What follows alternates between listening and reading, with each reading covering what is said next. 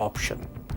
और युद्ध की अंतिम तैयारियों को लेकर अमेरिका ने पिछले 48 घंटे में कई इंपॉर्टेंट डिसीजंस लिए हैं। सबसे बड़ा डिसीजन ये है कि अमेरिकी फौजें अरब मुल्कों से विड्रॉ कर रही हैं, पीछे हट रही हैं। जो डिटेल्स में खबर आ रही है वो ये है कि भारी संख्या में अमेरिकी सैनिक कतर और बहरीन से, जो वहाँ यूएस एयरबेस हैं, वो खाली कर रहे हैं। फाइटर जेट्स भी वहाँ से शिफ्ट हो रहे हैं और अमेरिकन ट्रुप्स भी शिफ्ट हो रहे हैं। एक रिपोर्ट के मुताबिक कतर के अल उदैद बेस में इस वक्त 13,000 अमेरिकन ट्रुप्स हैं और बहरीन में 7,000 अमेरिकन ट्रुप्स हैं। ये ट्रुप्स यानी सैनिक वहाँ से तेज़ी से शिफ्ट हो रहे हैं दूसरे बेसिस पर। और दोस्तों, ये बातें सिर्फ हवा में नहीं हो रही। अगर आप सैटेलाइट इमेजेस देखेंगे पिछले कुछ दिनों की, तो आपको खुद क्लियर हो जाएगा कि किस तरह से अमेरिकन फाइटर जेट्स इन बेसेस को खाली कर रहे हैं। अब ये सैटेलाइट इमेज अगर आप देखें तो 9 फरवरी से लेकर 19 फरवरी तक कतर का जो एयरबेस है, जो सबसे बड़ा एयरबेस है यूएस का मिडिल ईस्ट में, वहाँ पर फाइटर जेट्स किस तरह से उनकी गिनती कम हो रही है एयर स्ट्रिप पर। अगर आप 9 फरवरी से लेकर 13 फरवरी तक की तस्वीरें देखेंगे तो वहाँ पर फाइटर जेट्स आपको दिख रहे हैं।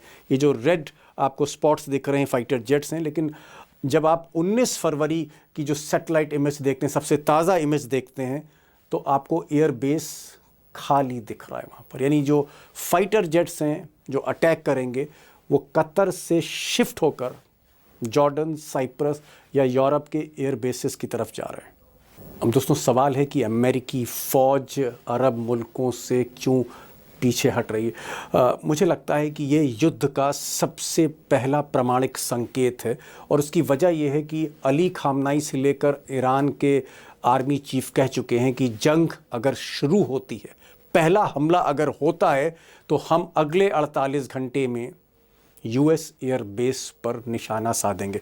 और ये जो इमेज आप देख रहे हैं उसमें 19 ऐसी लोकेशंस हैं मिडिल ईस्ट में जहां पर यूएस एयर बेस हैं और ये सारे के सारे एयर बेस ईरान के मिसाइल के जद में। अब खबर ये भी आ रही है कि ट्रंप और उनके कमांडरों को इस वक्त एक जंगी जहाज का इंतज़ार है और ये जंगी जहाज़ है यूएसएस जॉर्ज बुश, जो न्यूक्लियर ड्रिवन है, एयरक्राफ्ट कैरियर है, सबसे खतरनाक जहाज़ दुनिया का इस वक्त बताया जाता है।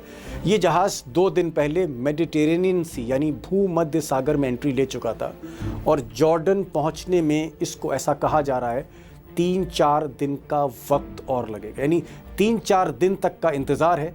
जब जॉर्ज बुश, जो सबसे बड़ा जहाज़ी बेड़ा है, ये जॉर्डन के समंदर के पास पोजीशन लेगा, उसके बाद उल्टी गिनती जंग की शुरू हो सकती है।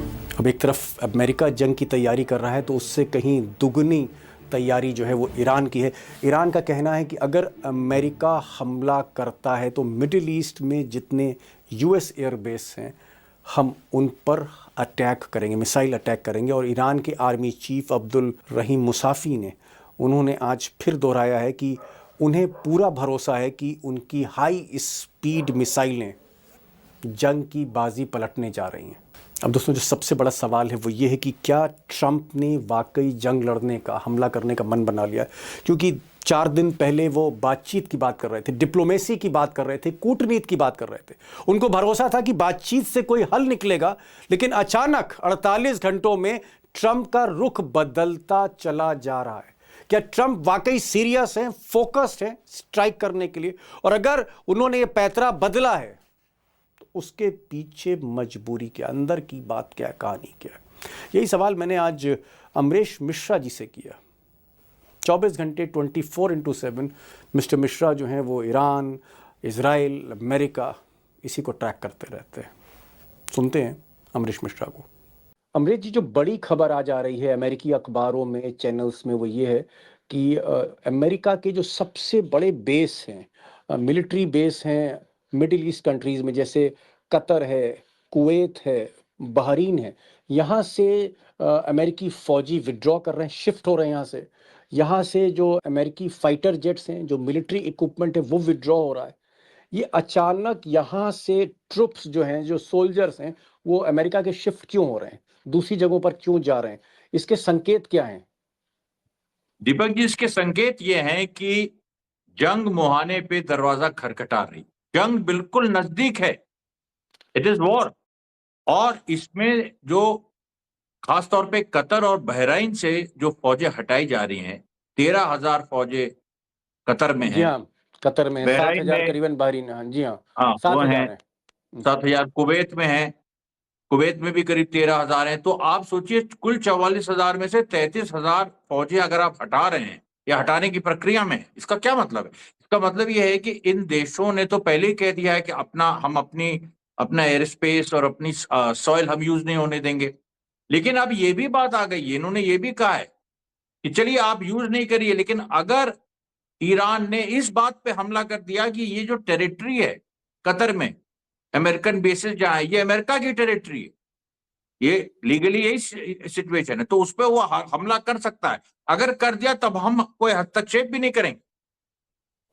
ओके, नहीं आपको तो लग रहा है कि एक खबर जो न्यूयॉर्क टाइम्स ने आज कही है कि ट्रंप इसलिए विथड्रॉ कर रहे हैं फोर्सेस क्योंकि जंग के समय में ये जो पूरा एरिया है, चाहे बहरीन हो, जो आप नक्शा देख रहे हैं, इसमें बहरीन आपको दिख रहा है, कुवैत है या कतर है, ये जो पूरी जहाँ पर यूएस बेस है, ये ईरान की मिसाइलों के जद में है, और इसलिए अमेरिका विथड्रॉ कर रहा है कि इस पर अटैक ना हो जाए, उसको नुकसान ना हो जाए जान माल का।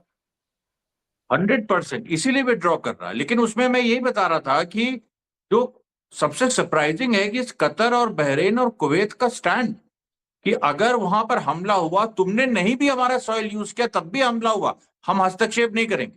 तो ये देखिए एक पैराडाइम शिफ्ट है एक तरह से, बहुत बड़ी खबर है।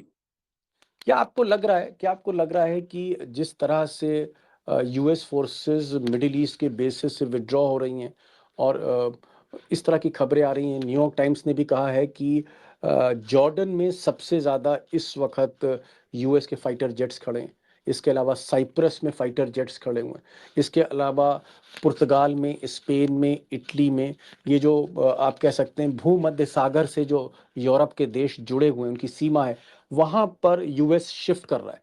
क्या हम उसको माने कि ये जंग से पहले की अंतिम तैयारी है? ये तो अंतिम तैयारी है ही, और ये बस जेरल्ड फोर्ड के पहुंचने का इंतजार है।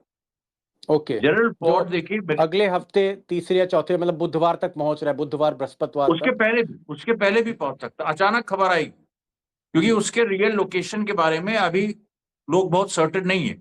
वो ये जो जियो इंटेल वगैरह जो इस तरह के ओपन सोर्स मैप्स हैं जिनसे आप ट्रैक कर सकते हो, उसमें भी वो अवेलेबल नहीं। तो वो कभी भी पहुंच सकता है, वो संडे मंडे को भी पहुंच सकता है। तो जैसे ही वो पहुंचेगा मेरे ख्याल से उसमें जंग शुरू हो जाएगी। और इनकी पूरी तैयारी है कि जो यूरोपियन बेसेस है, जो और जर्मनी में आप एक इंपॉर्टेंट रैमस्टाइन बेस, वो सबसे इंपॉर्टेंट है, वहां पर भी भारी जमावड़ा इस समय अमेरिकन जेट्स का है। और जॉर्डन को ये लोग यूज करेंगे, इसको करेंगे, साइप्रस को करेंगे, डिगो गार्सिया तक को कर सकते हैं। और फिर 2 जहाजी बेड़े जिनमें 140 एयरक्राफ्ट, तो इससे बड़ी